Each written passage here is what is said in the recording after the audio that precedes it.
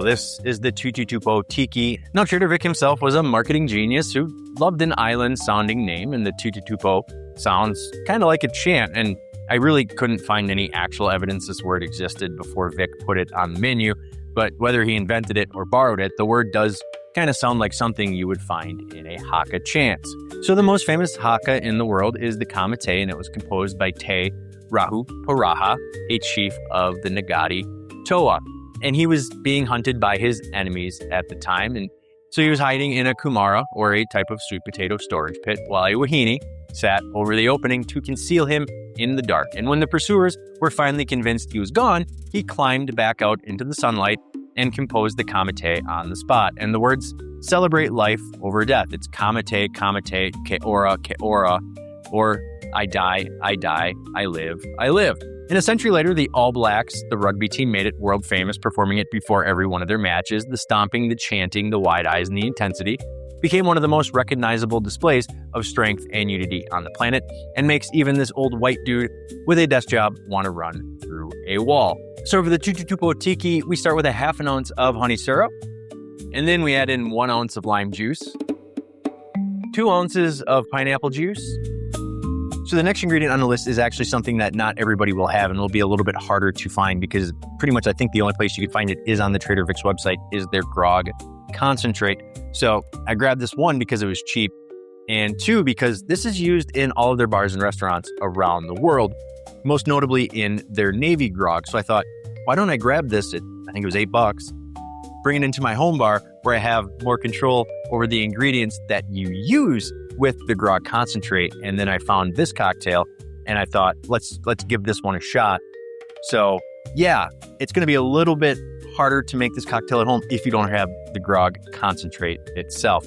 But for the grog concentrate, we need 1 ounce. So this cocktail does call for 3 different rums. A 151, of which I grabbed Hamilton's 151 Demerara. It's just a very solid, unassuming 151 that's not going to completely overtake the drink. You also need Trader Vic's Amber Rum, which I'm not going to go out and buy Trader Vic's Amber Rum. Every time I've purchased one of their rums, I've been a little burned. They're not that great, in my humble opinion. So just use a standard Jamaican rum. I'm using Appleton Estate. And then a spiced rum. As always with my spiced rums, I use Betty Page spiced rum.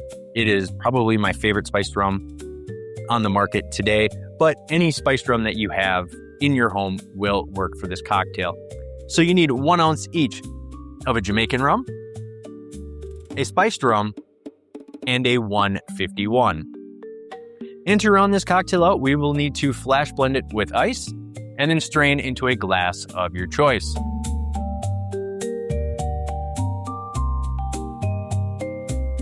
And we will garnish with pineapple leaves, a cherry, and a paddle.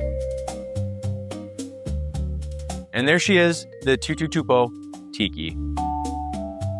It is a good cocktail. It is a Trader Vic cocktail, and if you try this at home, once you taste it, you'll know what I mean. It just has kind of that backbone of every single Trader Vic's build, or most of his builds, that he has on his menu and has had over the years. So it's pretty good. I would recommend running out and grabbing the grog concentrate, just for the fact of you can then make their Navy grog as they make it in their restaurants. And while you're at it, you might as well just buy the Mai Tai concentrate too.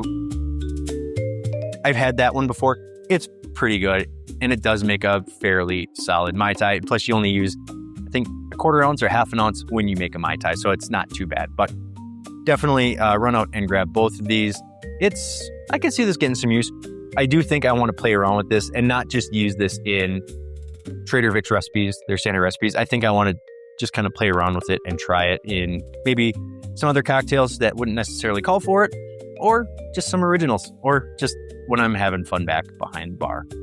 So yeah, it is a pretty good cocktail. If I had to rate it, I'd say it gets a solid 7.5 out of 10. So take that as you will. It's just a really good, unassuming Trader Vic cocktail. I would definitely make it again behind the bar. It's pretty good. If I did make it again, I'd probably play with the rums a little bit. Maybe throw a different 151 in there. Instead of using Appleton Estate, maybe I use something with a little bit more funk. Not sure, but it's definitely a cocktail that you can use almost as a blank canvas. But that all being said, if you liked what you watched today, please like, share, and subscribe. It really helps the channel out. So yeah, thank you so much for watching, everybody. Koli Maluna. Cheers and enjoy.